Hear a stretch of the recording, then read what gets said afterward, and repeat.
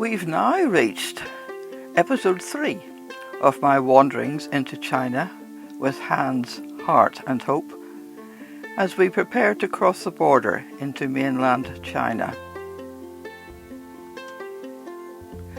Next morning, after a tasty breakfast in a local delicatessen, we loaded our luggage onto the coach which was to take us out of Hong Kong across the border onto the Chinese mainland and to the airport to board our plane for the 2-hour flight to the interior and our eventual destination.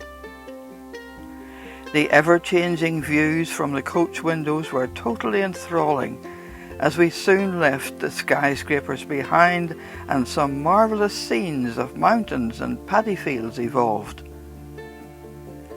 Any evidence of British administration in Hong Kong gradually disappeared as bilingual signs and advertisements became picture puzzles with fascinating Chinese characters.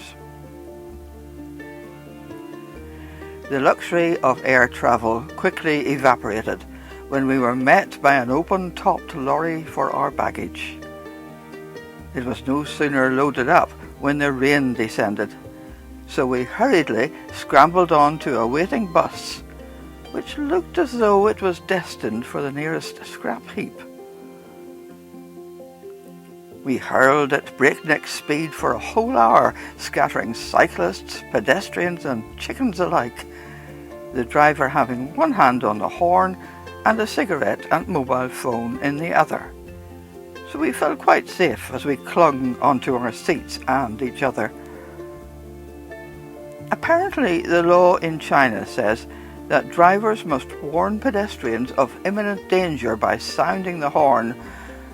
Well, I suppose there are a lot of people in China, and no pavements outside of the city centres.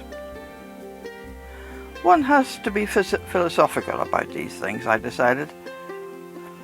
I mean, who needs Blackpool Pleasure Beach or Alton Towers when you can have the same thrilling ride on the backseat of a Chinese bus?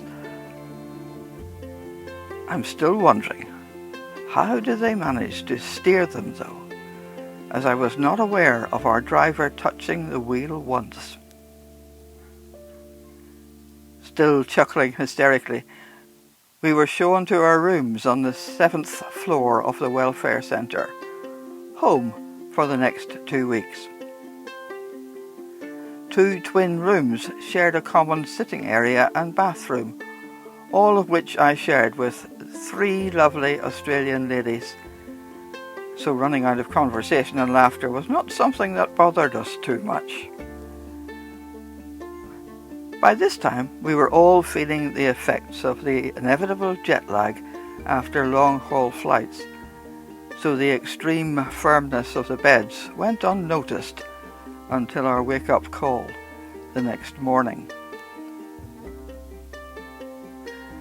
Chapter 3. Getting Acquainted Moments. The 2 weeks that followed were a revelation to us of what God can do with a handful of dedicated men and women who share a common vision. There has been a Christian presence in this particular welfare home for 10 years, starting from very low-key, tentative beginnings to now operating a single-storey building called Oasis House, the ground floor of the main hospital block named Hope House, and the 3rd floor of an administrative block and 3 therapy rooms, 1 in each area. All this is staffed by a good number of local people, plus 9 to 11 foreign workers. It was an unforgettable experience of close fellowship with believers from a variety of countries, cultures and backgrounds.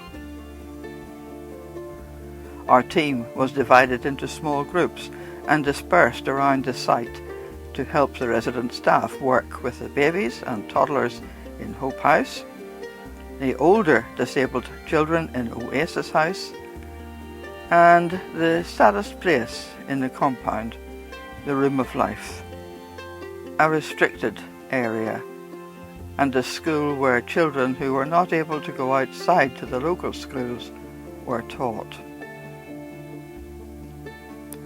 I was privileged to work alongside the therapy staff and was delighted and most impressed by the exemplary standard of care and treatment the children were receiving.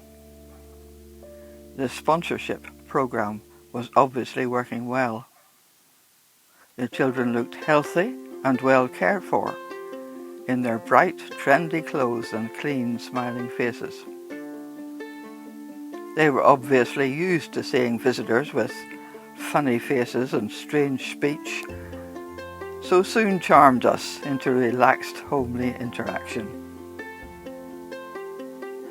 I couldn't help thinking that once I've emptied my huge suitcase of the gifts and goodies friends at home had kindly sent for the little ones, that I could get at least 3 of the tiny babies in there and take them home with me.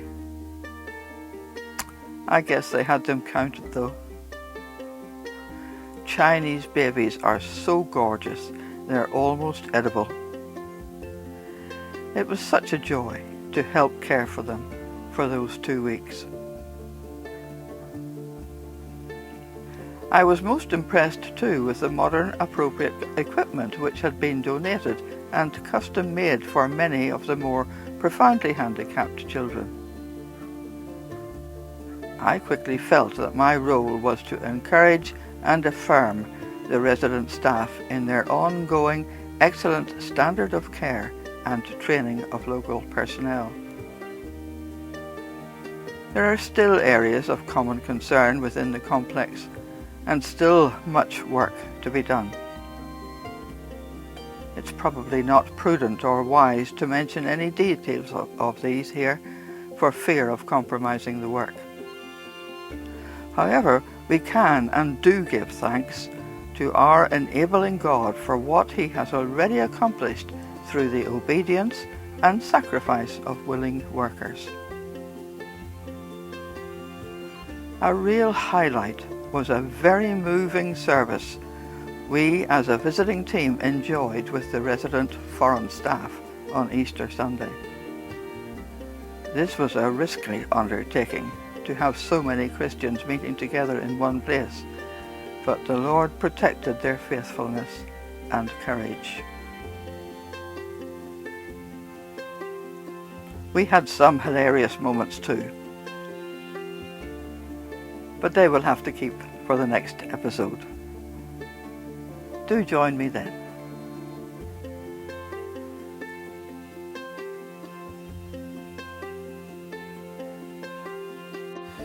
If you'd like to continue with me on my wanderings, please give it a thumbs up and press the subscribe button.